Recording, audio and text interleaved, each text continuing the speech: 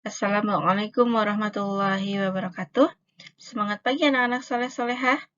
Mudah-mudahan anak-anak soleh-solehah hari ini selalu dalam keadaan sehat selalu dan tentunya tetap semangat meskipun belajar di rumah. Anak-anak pintar, pada video pembelajaran kali ini kita masih di tema 4 berbagai pekerjaan dan di subtema 2 pekerjaan di sekitarku. Dan materi hari ini adalah inti cerita dalam buku sastra dan menentukan moral suatu cerita. Baik, anak-anak pintar, sebelum kita melanjutkan pada pembelajaran, marilah kita berdoa terlebih dahulu.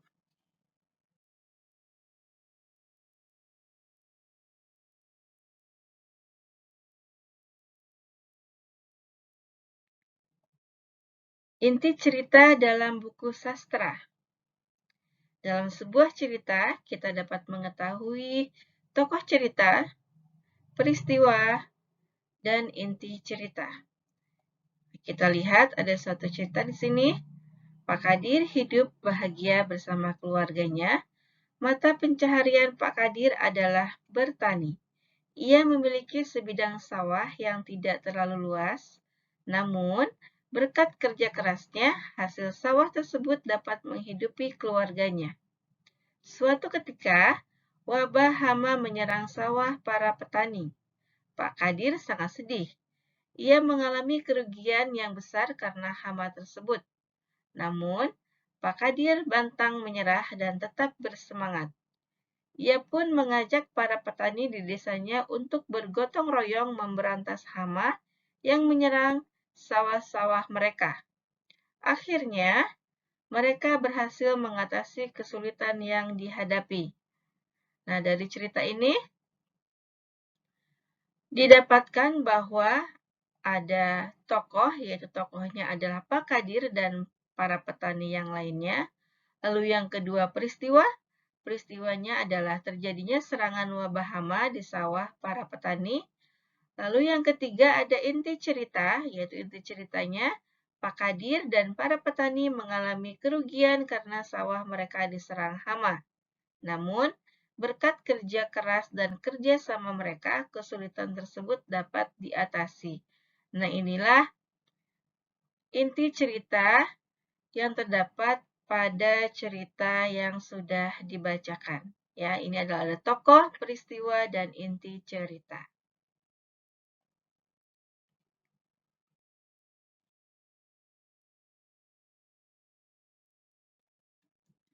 Menentukan pesan moral dari suatu cerita.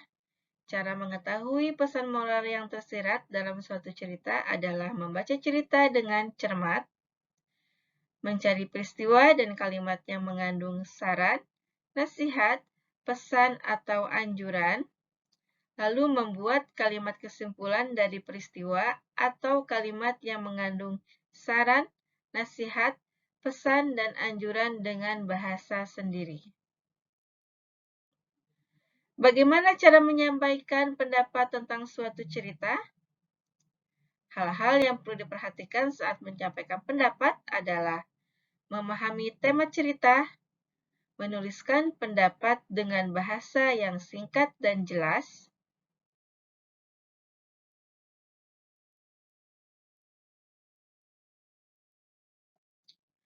memberikan pendapat pribadi tentang pesan moral dari suatu cerita, yaitu pesan moral merupakan pelajaran berharga dalam sebuah cerita yang dapat kita jadikan pelajaran dalam kehidupan sehari-hari.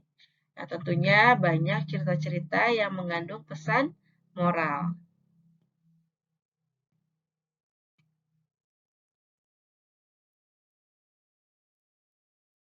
Baik, anak-anak pintar, kita lanjutkan pada materi selanjutnya, yaitu hubungan simbol dengan makna sila kedua Pancasila. Di sini terlihat pada gambar ada simbol dari sila kedua Pancasila, yang dimana Pancasila yang kedua yaitu berbunyi kemanusiaan yang adil dan beradab, yang artinya sila ini mengajak masyarakat untuk dapat memperlakukan setiap orang sebagai sesama manusia yang memiliki martabat dan adab. Adapun Arti simbol adalah rantai tersusun dari mata rantai yang berbentuk segi empat dan lingkaran yang saling berkait. Ini adalah arti simbol dari sila kedua Pancasila.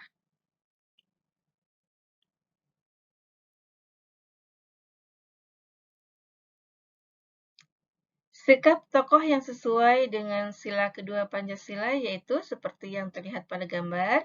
Di sini menunjukkan bahwa membantu nenek menyeberang jalan merupakan salah satu contoh sikap yang sesuai dengan sila kedua Pancasila. Contoh lain, contoh sikap yang lain yang sesuai dengan sila kedua Pancasila, contohnya adalah rendah hati, suka menolong, dan bertanggung jawab. Bagaimana untuk membedakan sikap baik dan tidak baik?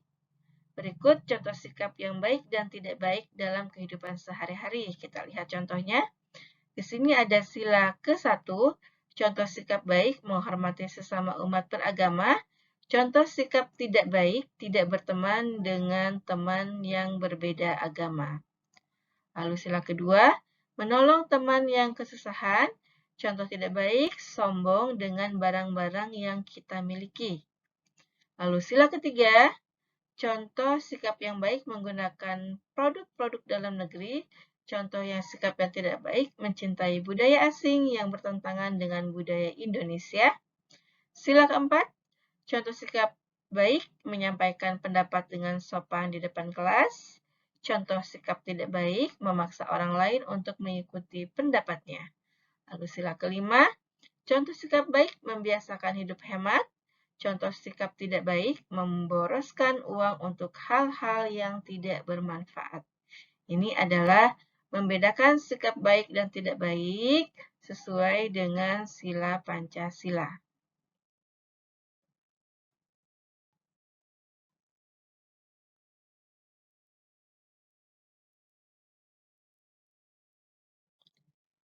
Kita lanjutkan anak-anak soleh-soleha, anak-anak pintar hari ini ada ilustrasi. Apakah itu ilustrasi? Ilustrasi adalah gambar berupa foto atau lukisan untuk memperjelas isi buku, karangan, dan sebagainya. Langkah-langkah untuk membuat ilustrasi adalah menentukan tema, membayangkan kegiatan, menggambar sketsa, lalu menyempurnakan gambar. Adapun contohnya seperti tema gambar, contohnya kerukunan antar warga. Ya, ini bisa dijadikan sebuah gambar ilustrasi. Apresiasi terhadap gambar pemandangan. Contoh apresiasi, hasil gambarnya bagus, gambar pemandangan sawahnya sudah jelas. Gambar ini juga memiliki pesan positif, yaitu kita harus memanfaatkan sumber daya alam yang bijak. Contohnya seperti ini. Ini adalah contoh pemandangan.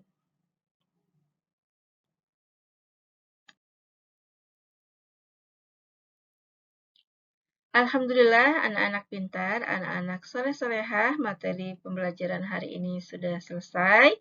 Semoga apa-apa yang telah kita kerjakan hari ini dapat bermanfaat dan materi yang sudah diberikan dapat dipahami.